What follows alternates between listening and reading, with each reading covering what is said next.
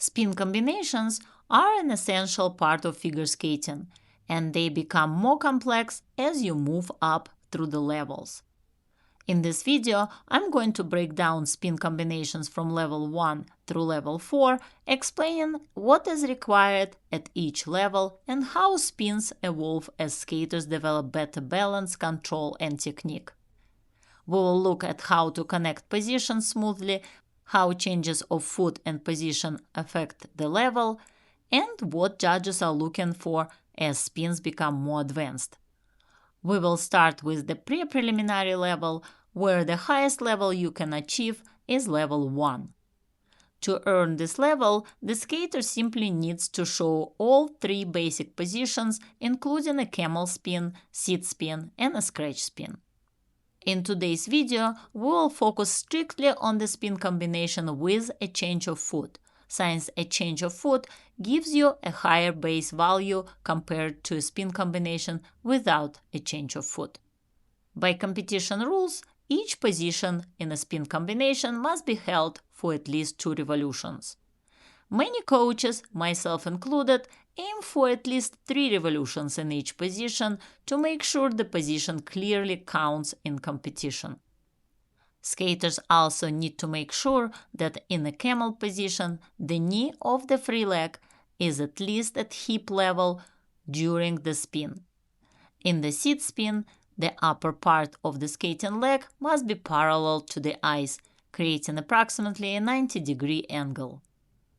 When skaters move into the preliminary and pre-juvenile levels, the highest spin level they can achieve is level 2. At these levels, it is mandatory to include all 3 basic positions in the spin. To earn level 2, the spin must also include at least 1 difficult feature in addition to the 3 basic positions. In any spin combination, you are allowed to have a maximum of 2 difficult variations, and they can be done in any position. When my skaters move into the pre-juvenile level, I aim to include 2 difficult variations along with all 3 basic spin positions to prepare them for higher levels. You can see that this skater starts with a basic camel position, holding it for at least 3 revolutions. The skater could go directly into a catch camel, but I prefer to focus on the basics first and establish a strong, correct camel position. After the change of foot, the skater performs a backward seat spin position in a difficult variation and finishes with a backward scratch spin. It's a good idea to work on all spin positions separately and aim to achieve the maximum number of revolutions in each position to build consistency and control. To help skaters develop strong spins, jumps, skating skills, and overall technique, from the very first steps on the ice to advanced skating, I created the Figure Skating Foundations video course on my website styleskating.com. This course includes hundreds of videos with step-by-step instruction, common mistakes, and exercises to fix them. Whether you are a beginner skater or competitive skater, I highly recommend this course to help you build your basics the right way and avoid habits that can hold you back at higher levels. Check the link above or look in the description below and sign up today to prepare yourself for the successful future. When skaters move up to juvenile skating level and above, the highest spin level they can achieve is level 4. Rules change often, but for this season, a maximum of 2 difficult spin variations is allowed.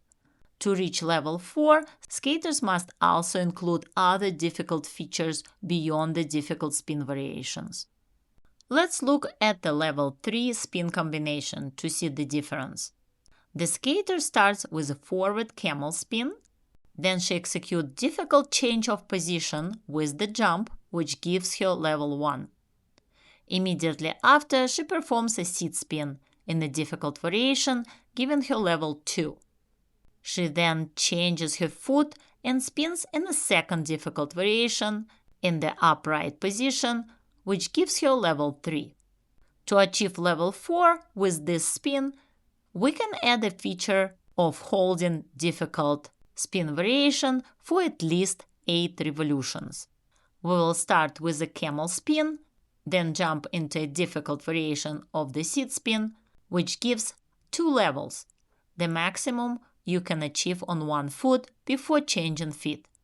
Next, we move into an upright spin in a difficult variation, holding it for at least 8 revolutions, which adds 2 more levels, one for the difficult variation and one for the revolution feature. That was the first level 4 spin combination. Let's look at the second spin combination with level 4. We start with a forward seat spin, then perform a difficult change of position from seat to camel, which gives level 1. Next, we do a camel catch spin, which gives level 2, and then switch to a backward seat spin in a difficult variation of the tuck, giving level 3. We complete the combination with the third basic position and a backward scratch spin, and finish with difficult exit to achieve level 4 by doing a butterfly directly from the backward scratch spin.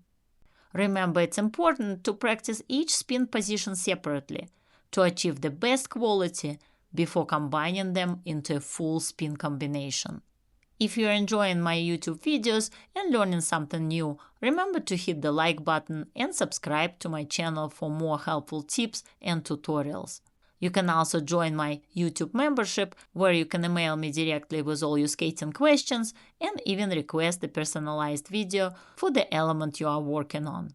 Click the link above or look in the description below and join today.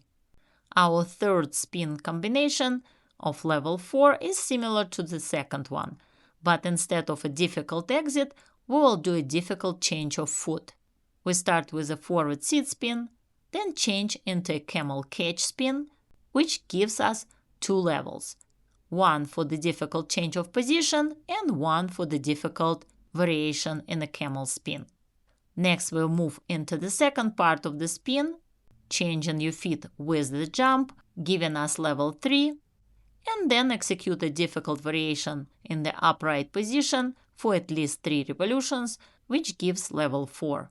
Remember, when performing a difficult change of position or change of foot, you must establish the new position within 2 revolutions after landing, otherwise this feature may not count. For example, if you watch in slow motion, after my skater lands from left foot to the right foot, it takes her less than 2 revolutions to establish the difficult variation with her leg above her head.